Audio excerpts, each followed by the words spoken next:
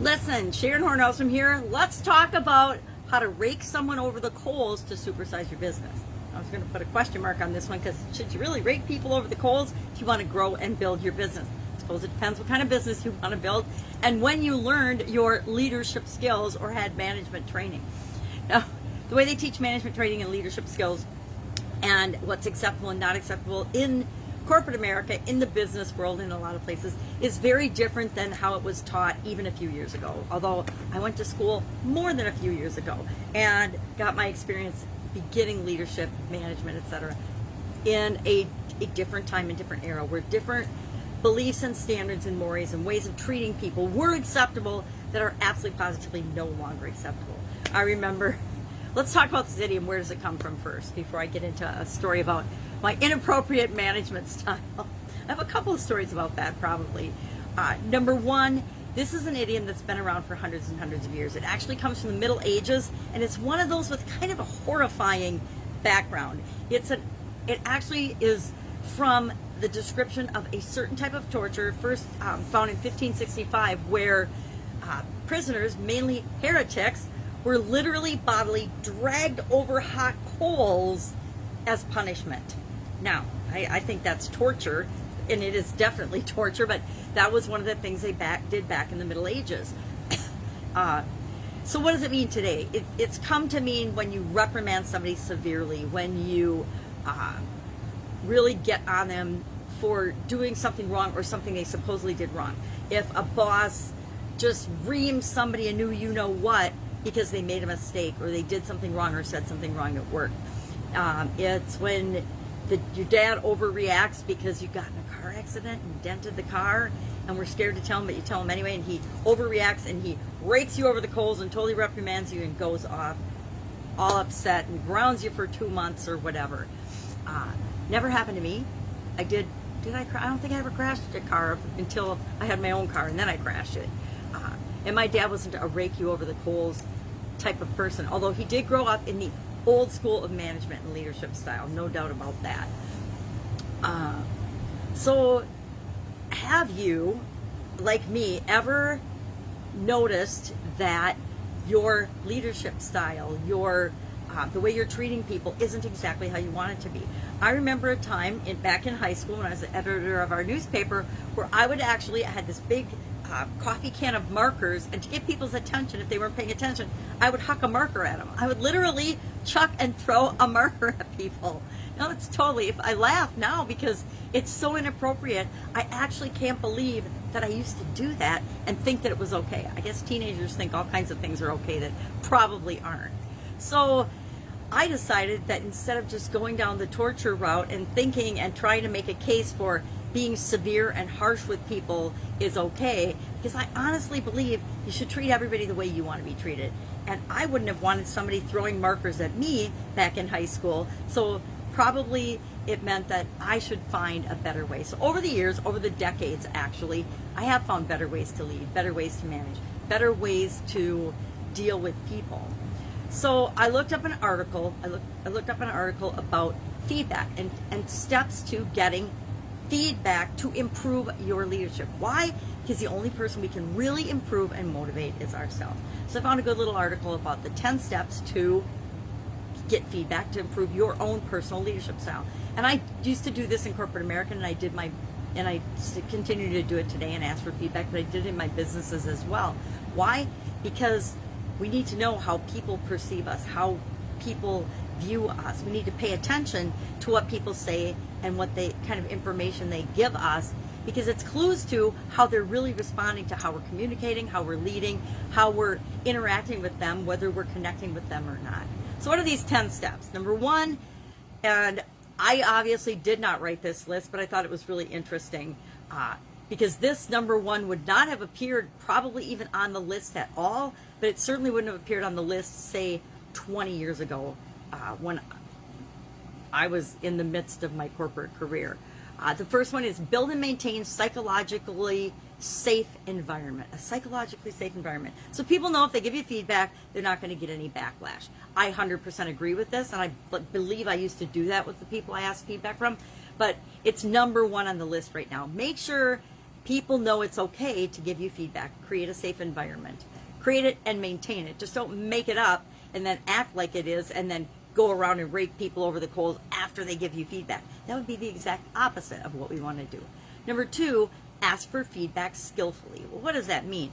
Find a way to ask for feedback that makes it easier and people more comfortable in doing it. What I used to do in corporate America, I did with my team and with myself what I call 360-degree feedback. And what I would do is I would have people on my team, and I would do for myself. Let's talk about what I would do for myself. What I would do for myself is I would create a form and a checklist, and I would rate myself on different behaviors, different things that I thought were important for my job.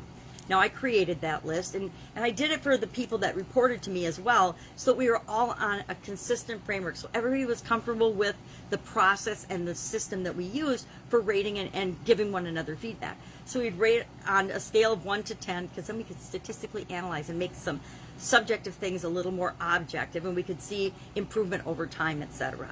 And then we'd have sections where you'd give examples and comments and why you rated somebody a certain way. So if you rated somebody average, you'd say, man, you do what's expected, but you don't necessarily do more.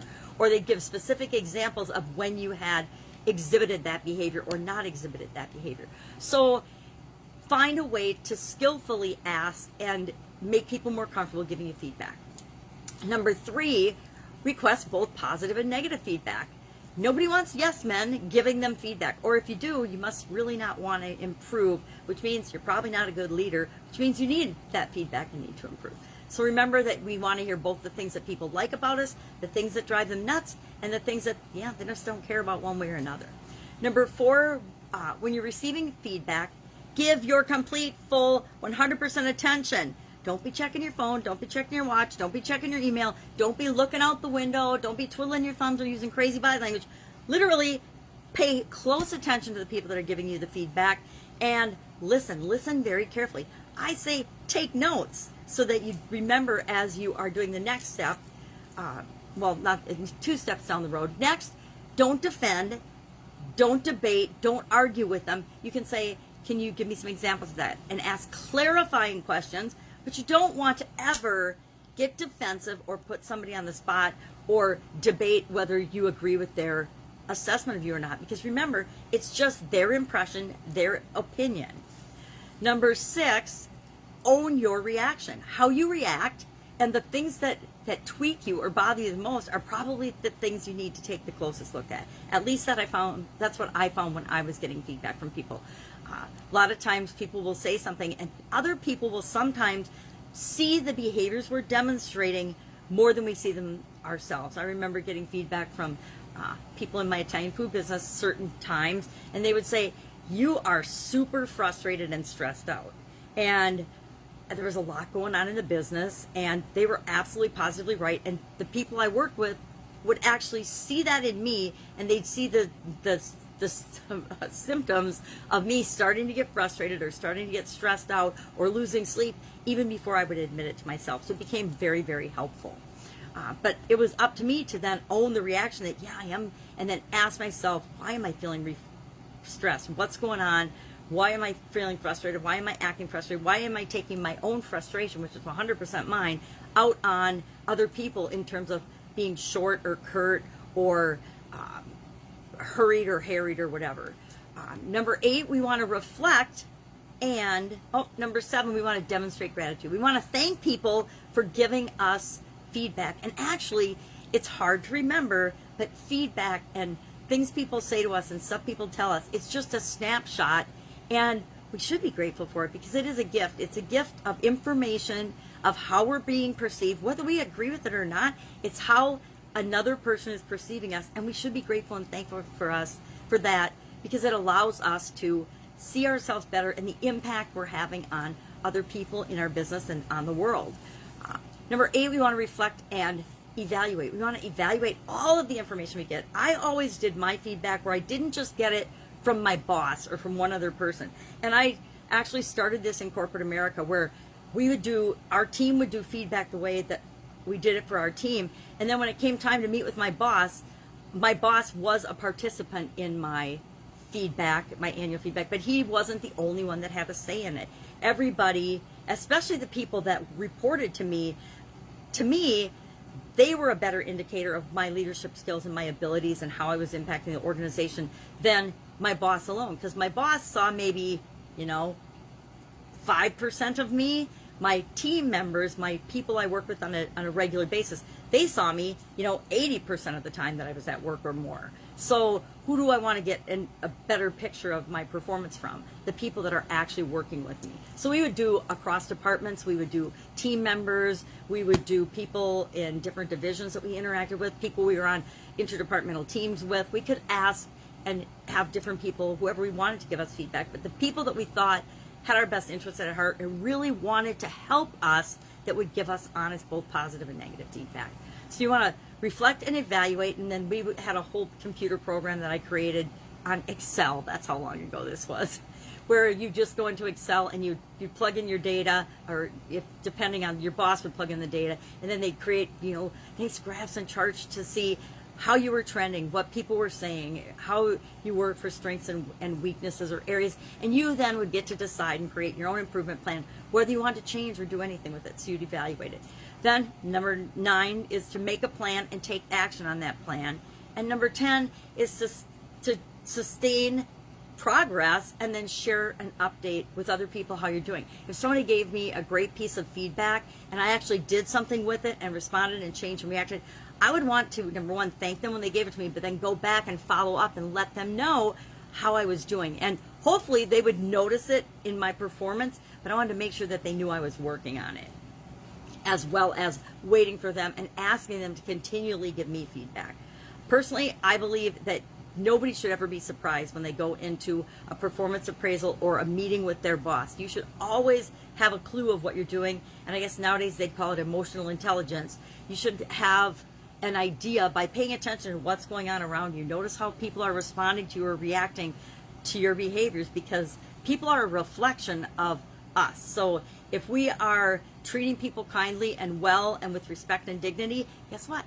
They will generally treat us the same way. So if people aren't treating you the way you think you should be treated, instead of blaming them, and it might be their fault, let's be honest, there's some crazy, weird people in the world, but ask yourself first, is there anything I am doing that may be contributing to them thinking they can treat me this way? All right. So love to know your take on this. Love to know if you've been raked over the coals ever. I've only remembered my parents reprimanding me severely and grounding me one time, and I gotta admit, I deserved it. It was when I was 15, and I totally deserved it. So 4 of my friends and I did something dumb. We walked home from a neighboring town because we didn't have a ride. Instead of calling my parents and waking them up and having them come get me, because I was scared and I didn't want to, we decided it would be smart to walk home in the dark from the neighboring towns. So got home about 5 o'clock in the morning, proceeded to get in a whole lot of trouble, in grounded, but not really raked over the coals, because I totally deserved it. Have you ever done anything like that where you deserve to get punished, but you still are like, "Argh"? Well, hopefully you've never been raked over the coals. But about feedback, again, one of the things I did learn early on in my career is you praise in public, reprimand or give feedback that might be embarrassing, or ask questions in private. You never do it in front of other people. That to me is a sign of a very weak, very poor, very lame leader. All right, continuing our idioms on leadership tomorrow and through the rest of the month. Any questions, any comments, you can go ahead and message me directly or ask in the comments below, and I will of course be with you tomorrow with another interesting idiom. What does it mean? Where does it come from? How might we apply it to our business and maybe even our life today? If you've got kids, you know what I'm talking about. All right, have an awesome day, and I'll of course be with you tomorrow.